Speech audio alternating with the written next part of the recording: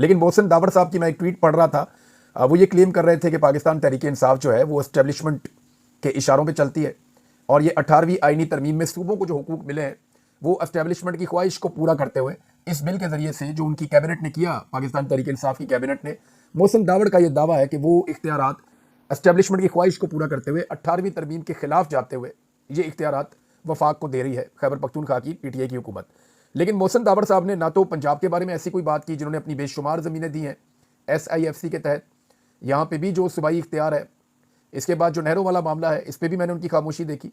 बलूचिस्तान और सिंध ने जब ऐसे बिल मंजूर किए, क्योंकि तमाम सूबों को ये टास्क दिए गए हैं, तो तमाम सूबों ने जब ये किया तो उन्होंने किसी पे तनकीद नहीं की, लेकिन उन्होंने पाकिस्तान तहरीक इंसाफ को निशाना बनाया है और खैबर पख्तूनख्वा के ऊपर इल्ज़ाम लगाया। इसमें ANP का भी एक नादरीन स्टेटमेंट आया, मैं वो भी आपके सामने रख देता हूँ ताकि जो लोग इसकी मुखालफत कर रहे हैं, जैसा कि अब ANP ने भी इसकी मुखालफत कर दी है, तो पहले वो सामने आपके रख देता हूँ। आपके पाकिस्तान तहरीक इंसाफ का एक एलामिया भी है। मिनरल्स एंड माइंस बिल को अमरीकी कंसल्टेंट्स ने तैयार किया है।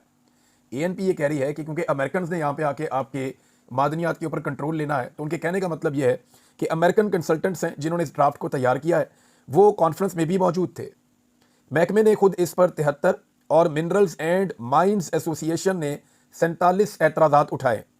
पहले से इसका जामे कानून मौजूद है, नए कानून की ज़रूरत ही नहीं है। अवामी नेशनल पार्टी ने माइंस एंड मिनरल्स बिल को मुस्तरद कर दिया है। ANP भी जनाब इसके खिलाफ आ गई, बहुत सारे और लोग खिलाफ आ गए। पाकिस्तान तहरीक इंसाफ के सोशल मीडिया ने बड़ा जोर लगाया और बिल आखिर पाकिस्तान तहरीक इंसाफ का एक एलामिया आ गया है। एलामिया क्या कहता है, लुबे लुबाब उसका मैं आपको बता देता हूँ कि Khyber Pakhtunkhwa mines and mineral bill Tehreek Insaf का एलामिया जारी। बिल इमरान खान से तफसीली मुशावरत, बाकायदा इजाज़त और एतमाद में लेने के बाद ही असम्बली से मंजूर करवाया जाएगा। बिल में सूबाई खुद मुख्तारी, हकूक और मादनी वसाइल, वफाक, SIFC या किसी भी वफाकी इदारे को मुंतकिल करने की कोई शिक शामिल नहीं है। देखिए एक चीज़ ज़रा थोड़ी सी मैं पाकिस्तान में जो नादरीन सुन रहे हैं या पाकिस्तान से बाहर सुन रहे हैं, मैं उनको बताना चाहता हूँ। मैं अब जो बात कहने लगा हूँ इसका बोझ बहुत ज़्यादा है, लेकिन आपको समझाने के लिए ये बोझ मुझे उठाना पड़ेगा। ये जो 26वीं आईनी तरमीम आई है, ये किस लिए आई है? 26वीं आईनी तरमीम इसलिए आई कि आर्मी चीफ की मुद्दत मुलाजमत में जब इजाफा हो जाएगा तो उसको कोई छेड़ ना सके। अब 26वीं आईनी तरमीम के अंदर तो ये कहीं नहीं लिखा कि आर्मी चीफ की मुद्दत मुलाजमत में इजाफा कर दिया गया, या 26वीं आईनी तरमीम में ये तो कहीं नहीं लिखा कि आर्मी चीफ की मुद्दत मुलाजमत 3 से बढ़ा के 5 साल कर दी गई। लेकिन इस तरमीम के नतीजे में उन तमाम चीज़ों का बंदोबस्त कर दिया गया कि अगर सादा अक्सरियत से भी आर्मी चीफ की मुद्दत मुलाजमत को बढ़ा के 5 साल कर दिया जाए तो ये रिवर्स ना हो सके, तमाम चीज़ें कंट्रोल हो जाएं। अब कैसे, मैं आपको बताता हूँ। आईनी अदालत बना के अपनी मर्जी के जजेस बिठा दिए गए। एस्टेब्लिशमेंट ने अदलिया पे पूरी तरह कंट्रोल कर लिया। पहले से जो है वो कंट्रोल किया हुआ है पार्लियामेंट के ऊपर।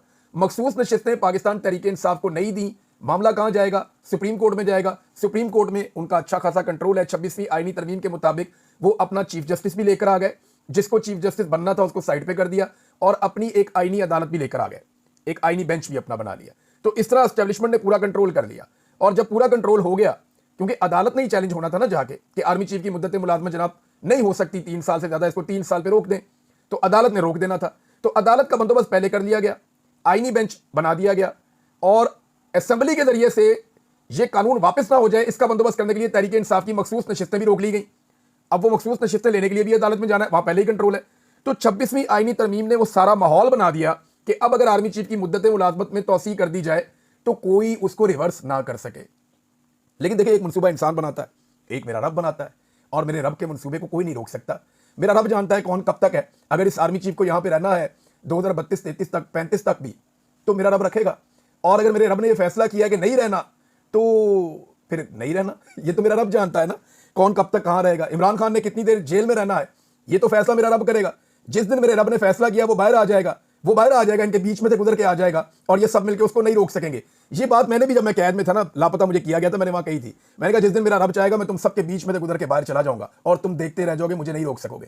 तो उन्होंने कहा फिर तुम हमसे लड़ते क्यों हो? मैंने कहा जी वो तो मेरे रब ने कहा कोशिश करते रहो। तो इसी तरह इमरान खान भी कोशिश कर रहा है, उनके लोग भी कोशिश कर रहे हैं कि इमरान खान को बाहर लाया जाए। कोशिश करना फर्ज है, लेकिन मर्जी जो है वो हमारे रब की चलती है। अब नाज़रीन, ये पाकिस्तान तहरीक इंसाफ ने कह दिया, और ये सोशल मीडिया की ताकत है। देखिए, बड़ी खामोशी से कैबिनेट से ये चीज़ पास हो गई थी, और बड़ी खामोशी से ये चीज़ असेंबली से भी पास हो सकती थी। लोग तवज्जो भी नहीं देते ऐसे बिल्स के ऊपर, इन चीज़ों के ऊपर। लेकिन क्योंकि ये सोशल मीडिया पे आया, डिस्कस हुआ, तो सोशल मीडिया ने अपनी ताकत दिखाई, और वाकई सोशल मीडिया में ताकत है। नजम सेठी साहब ने इस बिल के बारे में एक बात उन्होंने भी की है। उन्होंने कहा मादनियात बिल वफाकी हुकूमत का प्रोजेक्ट है, और SIFC जो है इसमें दाखिल हो गई है। अगर कोई बड़े ज़खायर निकले तो वफाकी हुकूमत कहेगी ऐते साढ़े ने कि ये जो वसाइल हैं, ये जो निकले हैं बड़े ज़खायर, ये हमारे हैं। बड़े प्रोजेक्ट्स पर काफ़ी पाबंदियां लगा दी गई हैं जिसकी वजह से लोकल लोग इसमें आ ही नहीं सकते। ये जनाब नजम सेठी साहब ने भी इसके ऊपर एक क्लेम किया है। तो ये मामला अब आगे बढ़ेगा, इमरान खान साहब के पास जाएगा। कैसे जाएगा, इमरान खान साहब को किस तरह ब्रीफिंग दी जाएगी, अब नेक्स्ट वीक में ये होना है।